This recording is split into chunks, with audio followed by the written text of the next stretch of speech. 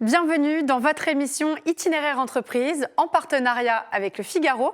Bonjour à tous, bonjour Jean-Christophe Vinel. Bonjour. Alors vous êtes directeur RSE de TIPCO. TIPCO, c'est un prestataire de services numériques qui s'engage pour garantir un monde numérique durable. Votre cœur de métier, tout d'abord, c'est d'assurer la fiabilité et la sécurité des réseaux informatiques. Comment est-ce que vous procédez ?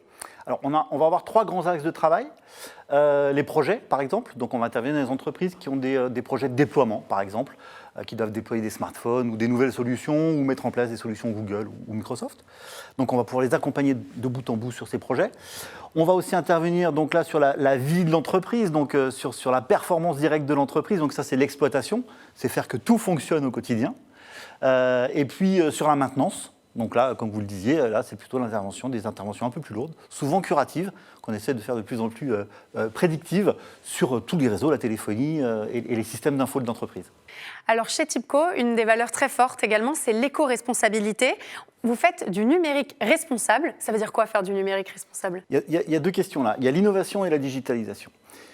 L'innovation, elle est permanente. On est dans un domaine qui bouge très très vite. Donc il faut qu'on soit en veille régulièrement. Donc nous, on n'a pas vocation à être innovant techniquement. En revanche, dans ce qu'on va proposer, dans les accompagnements, dans les choses qu'on va proposer à nos clients et la façon dont on va les délivrer, là, on essaie effectivement de régulièrement être dans une logique d'amélioration continue. On va chercher l'excellence à chaque fois. Pour vous donner un exemple, on va quitter un peu l'expérience utilisateur pour aller vers l'expérience business, c'est-à-dire une expérience client qui soit vertueuse de sa prise de contact jusqu'à la délivrance, voire le SAV de la presta. Voilà. En ce qui concerne la digitalisation, cette expérience business, elle ne peut pas fonctionner sans une vraie digitalisation. Donc pour nous, c'est un créneau qui est très fort, qui est obligatoire, sur lequel on doit s'engager. Nos entreprises clientes ont besoin de s'engager, donc on va les accompagner sur cette digitalisation, vous l'imaginez bien.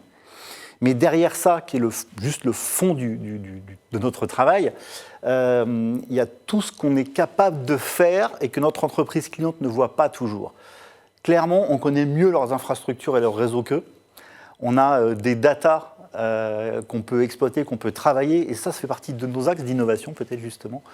En capitalisant et en travaillant sur ces données pour nos clients, c'est de les amener petit à petit vers ce qu'on pourrait appeler de la maintenance prédictive. C'est en analysant des données, d'être capable de dire « Ah, ce serveur-là, dans tant de temps, il est susceptible de planter », et plutôt que d'arrêter une chaîne de production parce qu'on a un problème informatique, on va intervenir avant. Voilà, donc nous, la gestion de la digitalisation, elle est extrêmement importante. Et puis, il faut que l'ensemble de nos process soit digitalisé. Et là, on s'est donné des ambitions assez fortes. Et ça va jusqu'à l'anticipation même des besoins clients, vous venez de le dire. Oui, exactement. C'est-à-dire essayer d'intervenir avant la panne. Donc là, on parle de data, on parle d'intelligence artificielle, pour nous permettre d'intervenir avant la panne. Alors chez TIPCO, une autre valeur très forte, c'est la volonté de s'inscrire dans une dimension éco-responsable.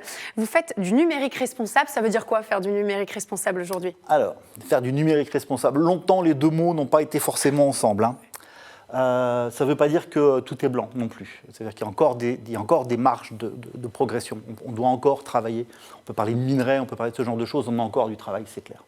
Pour autant, on va partir du principe que c'est pas parce qu'on est dans le numérique qu'on ne peut pas être responsable. Donc nous, c'est plus qu'un engagement, c'est-à-dire que c'est écrit noir sur blanc dans le credo de l'entreprise, dans la stratégie, dans la politique de l'entreprise. Aujourd'hui, on a des top management qui est objectivé sur cette dimension d'économie responsable. On va parler d'économie responsable. Et pour vous le traduire concrètement, ce que ça veut dire, c'est qu'on essaye que quand quelqu'un fait quelque chose dans l'entreprise, que ce soit pour un client, pour l'entreprise, si on n'est pas capable de dire en quoi c'est bon pour l'économie de l'entreprise et pour celle du client, en quoi c'est bon pour l'humain et en quoi c'est bon pour la planète, c'est-à-dire qu'il faut peut-être qu'on révise quelque chose dans le process. Voilà. Donc oui, on est très engagés, c'est vraiment notre credo. Voilà. Alors chez vous, les employés, ils s'appellent les TIBS et eux aussi, ils sont pleinement engagés dans cette dynamique éco-responsable. Est-ce que vous avez des exemples à nous donner concrètement de comment ça se manifeste en interne, cet engagement ? Alors, si vous voulez, pour traduire ça, on va regarder. La RSE, je ne vais pas dire que c'est facile, mais il y a des actions qui sont massives et qu'on voit. C'est-à-dire qu'aujourd'hui, on a 140 véhicules électriques, on sait le dire, on sait le mesurer, c'est facile. On va diminuer notre bilan carbone, on va passer l'ensemble de nos sites en contrat 100% énergie verte, donc on va le voir, cet impact-là. Je ne vais pas dire que c'est facile, par respect pour tous mes collègues qui y travaillent, mais c'est un travail qui est massif, qui est mesurable. Mais ce qui est intéressant, c'est de voir que tous nos tips, parce que oui, donc les gens qui travaillent chez TIBCO sont des tips, c'est qu'une grande majorité de nos tips, et j'espère tous d'ailleurs, sont engagés au même niveau et mènent de leur côté plein d'actions et nous challengent régulièrement. C'est-à-dire que quand on va poster sur nos réseaux sociaux internes quelque chose qu'on a réalisé ou qu'on a mis en place, il y a très régulièrement quelqu'un qui vient nous dire « Ah, mais est-ce que vous avez choisi des ou éco-responsables? Est-ce que vous avez pensé au traitement de ce déchet? Est-ce que vous avez pensé ?» Donc ils nous challengent régulièrement. Donc ça montre aussi un vrai engagement de leur part. Voilà. Pour nous, ça, c'est un vrai critère de réussite. C'est de voir que la RSE, elle est vraiment infusée dans l'ensemble de l'entreprise. Et puis, au-delà de ces challenges qu'ils nous donnent, ils sont actifs. Il n'y a pas très longtemps, on refait une agence, donc c'est l'agence qui est autonome, qui décide de changer son mobilier, c'est pas le siège qui dit vous allez faire ça, décide de changer le mobilier et de créer un cadre de travail un peu plus sympa. Au lieu de mettre les meubles à la déchetterie, non, ils font appel à une ressourcerie ou à une fondation type Emmaüs, et on va chercher systématiquement à redonner une vie à l'ensemble des produits.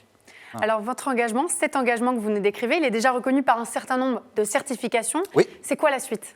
Alors, les certifications, c'est très bien. C'est une vraie base de travail et c'est important. Au-delà du cadre légal, c'est une très bonne chose.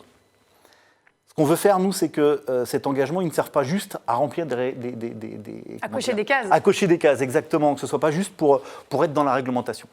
Nous, ce qui nous intéresse derrière cette norme et cette obligation réglementaire, c'est que ça nous donne un canevas de travail au quotidien et on fait que ce soit perçu vertueusement, non pas comme une sanction, mais bien quelque chose de vertueux. Donc on va animer un certain nombre d'ateliers pour que ce soit les collaborateurs qui puissent participer à l'obtention de ces évaluations ou de ces labellisations. Et comme je vous disais tout à l'heure, quand on s'est donné des objectifs et que le top management est objectivé, l'objectif c'est d'aller sur une labellisation, sur une évaluation EcoVadis Platinum sur l'ensemble des entités du groupe d'ici la fin 2021. Et c'est le plus haut niveau? Chez EcoVadis, c'est le plus haut niveau. Voilà. Donc autant vous dire que la marche est haute pour certains, moins pour d'autres. Parce qu'on a déjà des structures qui le sont. Mais du coup, on va pouvoir benchmarker entre nous, on va pouvoir créer des ateliers, créer des émulations autour de ça. Et ça, c'est une vraie dynamique, quoi. Eh bien, on vous le souhaite de tout cœur. Merci beaucoup, Jean-Christophe Vinel. Je rappelle que vous êtes directeur RSE de TIBCO, un prestataire de services numériques qui s'engage pour garantir un monde numérique durable. Merci beaucoup d'avoir accepté notre invitation. Je vous en prie, merci. Quant à nous, on se retrouve très vite pour un nouveau numéro d'Itinéraire Entreprise en partenariat avec Le Figaro. Je vous dis à très bientôt.